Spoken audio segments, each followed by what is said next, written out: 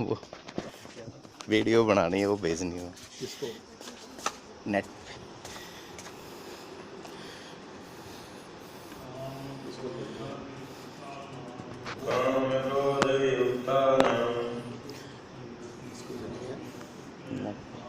यतीनां यतचेतसाम् अभीतो ब्रह्मनिर्वाणं वर्तते विदितात्मनां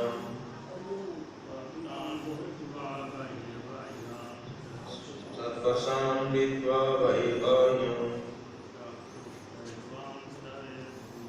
चक्षुश्चैवान्तरे भ्रुवोः प्राणापानौ समौ कृत्वा नासाभ्यन्तरचारिणौ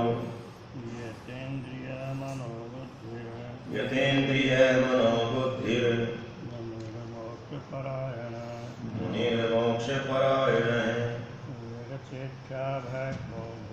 विगतेच्छा भयक्रोधो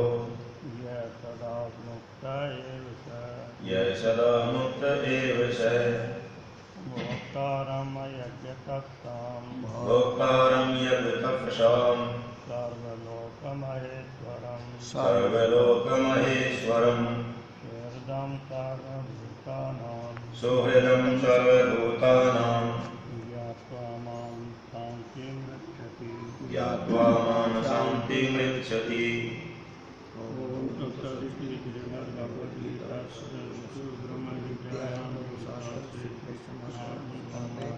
कर्म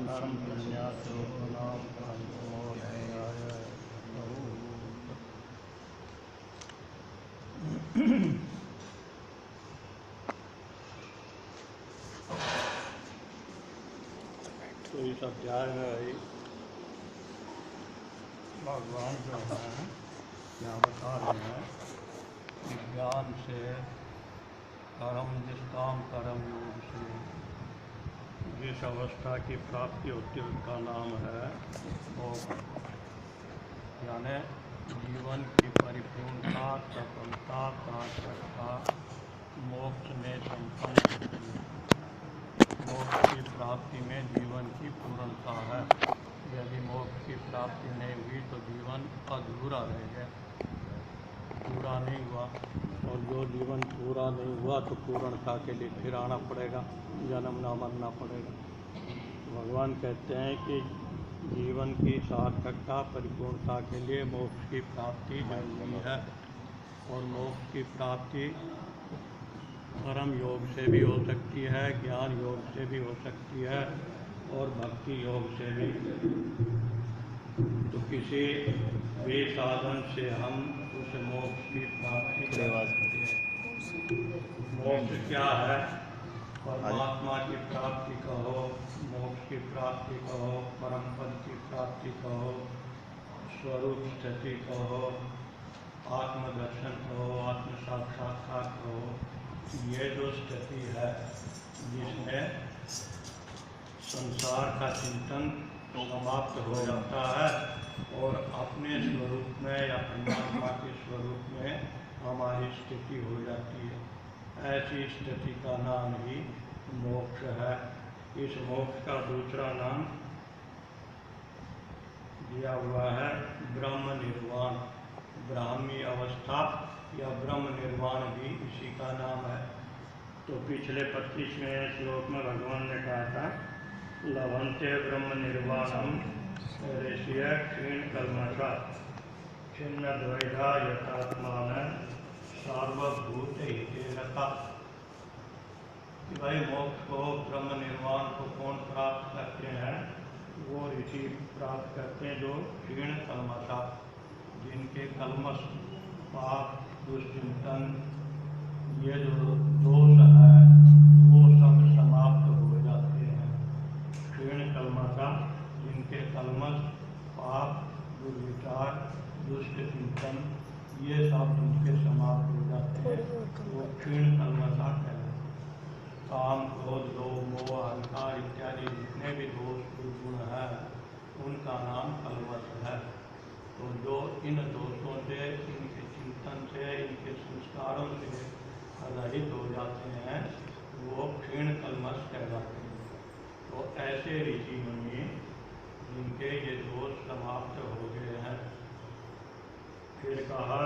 इन द्विधा कि जिनकी द्विधाएँ संशय समाप्त हो गए हैं। वो समाप्त हो गए हैं क्योंकि उन्होंने आत्मदर्शन कर लिया। यथात्मान है जिनका अंतःकरण मन बुद्धि चित्त ये अपने वश में है, जो उन पर हावी नहीं रहते हैं। जहाँ मन को बुद्धि को वो काम लेना चाहते हैं तो ले लेते, नहीं तो वो बिल्कुल शांत स्थिर रहते हैं, निश्चल भाव से मन टिका रहता है।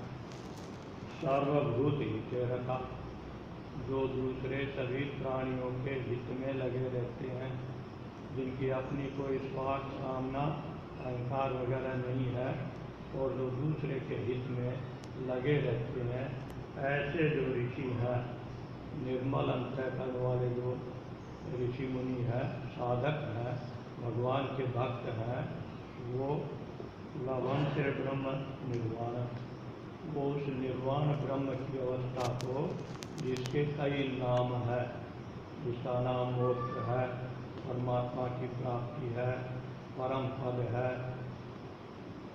और तत्व ज्ञान है, तो ये सब एक ही अवस्था के सूचक हैं। तो उस अवस्था को प्राप्त कर लेते हैं। परमानंद की जो स्थिति है, जिसमें दुखों का तो देश भी नहीं है, और परम शांति की, परम आनंद की जो अवस्था है, उसका नाम ब्राह्मी अवस्था, परम पद, मोक्ष कहा गया। इसकी प्राप्ति के बाद फिर जन्म नहीं होता, पुनरावर्तन नहीं होता। तो यहाँ आकर के जीवन की पूर्णता हो जाती है। अब जीवन में कुछ प्राप्त करने योग्य रहा नहीं, करने योग्य नहीं रहा, जानने योग्य नहीं रहा, पाने की कोई इच्छा भी नहीं होती, तो जीवन परिपूर्ण हो जाता है, ज्ञान संपन्न हो जाता है, आनंद स्वरूप को प्राप्त हो जाता है। तो इसलिए ये जरूरी है कि जीवन की परिपूर्णता को प्राप्त कर लें। इसीलिए मनुष्य जीवन मिला है कि हम इन भटकने से मुक्त हो जाएं, मोक्ष को प्राप्त कर लें, ब्रह्म को प्राप्त कर लें। तो इसलिए अब कहा है कि काम क्रोध वियुक्ता नाम यतिनाम यतेषाम अभीतो ब्रह्म निर्वाणम वर्तते विदितम आत्मनाम, कि वो ब्रह्म निर्वाण को पिछले में था कि प्राप्त कर लेते हैं। तो वो ब्रह्म निर्वाण क्या कहीं से अलग से आता है या उसकी अलग से प्राप्ति होती है, वो कैसी स्थिति है? तो वो उसके लिए कहा है कि भाई ब्राह्मी अवस्था, जो परम पद की अवस्था, वो कहीं बाहर से दूर से चला करके नहीं आती, या हम वहाँ उस स्थान को चले जाते हैं, ऐसी बात नहीं है। वो कैसी स्थिति है? तो कहा अभी तो वर्तते विदितम आत्मनाम, कि जिन्होंने आत्मनाम, आत्मा को प्राप्त कर लिया है, जान लिया है, परमात्मा को जान लिया है, परमात्मा को प्राप्त कर लिया है, यत चेतसाम, जिनका अंतःकरण वश में है, मन बुद्धि शांत स्थिर टिके हुए हैं, और काम क्रोध युक्ताना, जिनके काम क्रोध और इनसे उठने वाले जो मन में विचार हैं, वो विचार जिनके शांत हो गए हैं, समाप्त हो गए हैं, तो ऐसे जो काम क्रोध रहित यति नाम है, सन्यासी है, ऐसे शुद्ध करने वाले निर्दोष सद्भावनाओं से युक्त सब प्राणियों के हितैषी स्वरूप वाले जो यति लोग हैं, सन्यासी हैं, साधक हैं, भगवान के भक्त हैं, उनके लिए का अभी तो ब्रह्म निर्वाणम वर्तते, उनके तो चारों तरफ जहाँ भी वो है, वहीं वो ब्राह्मी अवस्था, वो आनंद की अवस्था, वो मोक्ष की अवस्था वहीं वर्तमान रहती है। वो कोई चल करके नहीं आती, उसे प्राप्त करने के लिए ऐसा नहीं है कि वो चीज़ है उसको प्राप्त करना है, ऐसी कोई बात नहीं है। उनके तो सब और जहाँ भी वो है, वही ब्राह्मी अवस्था विद्यमान रहती है। इनके काम क्रोध युक्ता नाम यति नाम यति, जिनके काम क्रोध आदि दोष समाप्त हो गए हैं, न उनके ऐसे विचार हैं, न उनकी ऐसी प्रवृत्तियाँ हैं। यत चेतसा, जिनके अंतःकरण मन बुद्धि इंद्रियाँ ये सब वशीभूत हैं, विदित आत्मना, जिन्होंने आत्म साक्षात्कार कर लिया है, जिनकी अपने स्वरूप में आत्मा में तत्व ज्ञान में स्थिति है, उन भक्तों के लिए, उन ज्ञानियों के लिए तो ये ब्राह्मी अवस्था, ये मोक्ष की अवस्था सदा ही विद्यमान रहती है। वो तो उनका स्वरूप ही होगा। अर्थात कि इसी अवस्था को फिर दूसरे कैसे प्राप्त किया जाए, ध्यान मार्ग से बताया। पहले तो था कि जो अपने अंतःकरण को निर्मल कर लेते हैं वो उस मोक्ष की अवस्था को प्राप्त कर लेते हैं। अब कुछ योग साधना में लगे हुए हैं, वो कैसे करते हैं तो उनके लिए कहा है स्पर्शान कृत्वा बहिर्बाह्यान चक्षुषस् चैवांतरे भुवो प्राणापानौ समौ कृत्वा नासाभ्यंतर कारिणौ। हमारी दो नासिकाएं हैं, इन नासिकाओं में श्वास चलता है। तो श्वास के एक बार भीतर जाता है, दोबारा बाहर आता है। तो जो भीतर जाता है उसको श्वास कहते हैं, जो बाहर निकलता है उसको प्रश्वास कहते हैं। तो ये श्वास प्रश्वास नासिकाओं में चलता रहता है। दो नासिकाएं हैं, ये बाईं और दाईं, इनके नाम है ईड़ा और पिंगला। तो कहते हैं कि स्पर्शान कृत्वा बहिर्बाह्यान, जो स्पर्श है यानी जो विषय सुख है, तो उन सुखों को बाह्य कृत्वा मन से निकाल करके अब ध्यान लगाना है, परमात्मा के ध्यान में मगन होना है। तो क्या करें, या जिन्होंने प्राप्त कर लिया उनकी क्या स्थिति है कि उनके ये विषय चिंतन उनके मन से अंतःकरण से बाहर हो जाते हैं। अब वो इनका विषयों का चिंतन नहीं करता। आज हमारी ज्ञान इंद्रियां हैं, तो उन इंद्रियों के जो विषय हैं शब्द स्पर्श रूप रस गंध, ये पांच जो विषय है, इन विषयों को बहिर्कृत्वा बाहर कर देते हैं, मन से निकाल देते हैं। और चक्षुष अंतरे भ्रो मध्य, ये चक्षुष जो अंतर्दृष्टि है, जो दृष्टि है उसको भ्रू मध्य, जो दो भौएँ हैं, उन भौओं के जो बीच में जो स्थान है जिसका नाम क्या आज्ञा चक्र है। तो क्या दृष्टि को आज्ञा चक्र में समाहित करके, यहाँ स्थित करके प्राणापानव समो कृत्वा नासाभ्यंतर चारिणव, और दोनों नासिकाओं में विचरण करने वाले प्राण अपान जो है उनकी गति सम करके। तो उनकी गति सम कब होती है कि या तो बाएं नाक में चल रहे होते हैं या दाएं नाक में चल रहे होते हैं। तो सम जब हो जाते हैं तो दोनों में समान रूप से चलते हैं। नाड़ियों के हिसाब से देखें तो इन्हीं का नाम है कि ईड़ा बाईं है और पिंगला दाईं है, और जब दोनों में चलता है तो इसका नाम सुषुम्ना है। तो कहते हैं कि प्राणों को सुषुम्ना में प्रवाहित करने, ध्यान करने के लिए जिनके प्राण सुषुम्ना में चल रहे हैं, प्राणापानौ समो कृत्वा नासाभ्यंतरचारिणौ यत् इंद्रिय मनोबुद्धिर मुनि मोक्ष परायण। जो मुनि मननशील व्यक्ति हैं तो बड़ा चिंतन करते हैं, विचार करते हैं, व्यर्थ का चिंतन नहीं, जो आत्मचिंतन करते हैं, व्यर्थ की बातों को त्याग करके विषय चिंतन को छोड़ करके जो आत्मचिंतन में लगे हुए हैं, मोक्ष परायण है। मोक्ष परायण का मतलब है जो मोक्ष से बढ़ करके किसी को नहीं मानते, जो जीवन में एकमात्र सबसे बड़ी चीज़ मोक्ष को मानते हैं, आत्म कल्याण को मानते हैं, आत्म साक्षात्कार को मानते हैं, भगवत दर्शन को मानते हैं, परम पद की प्राप्ति को ही जो जीवन में सबसे बड़ी चीज़ मानते हैं, वो मोक्ष परायण जो मुनि, ऐसे जो बुद्धिमान विचारशील व्यक्ति हैं, यत् इंद्रिय मनोबुद्धि। आप जिनकी कहते हैं कि इंद्रियां मन और बुद्धि यत् अपने वश में है, तो ऐसे व्यक्ति जिनकी इंद्रियां मन बुद्धि ये वशीभूत में है और जो मोक्ष परायण है, मोक्ष के सिवाय जिनको सांसारिक सुखों की कामना बिल्कुल ही नहीं है। विगत इच्छा भय क्रोध है, जिनके जो अपने ध्यान में आत्म अवस्था में जो इतने लीन हैं कि विगत इच्छा, अब उनकी कोई इच्छा रहती ही नहीं है, जो इच्छा रहित है। विगत का मतलब है जिनकी इच्छाएं निकल गई हैं, शांत हो गई हैं, समाप्त हो गई हैं, और इच्छाओं के साथ में भय और क्रोध, ये भी जिनके नहीं रहे हैं, जिनकी इच्छा भय और क्रोध समाप्त हो गए हैं, ऐसे यह सदा मुक्त एवं है।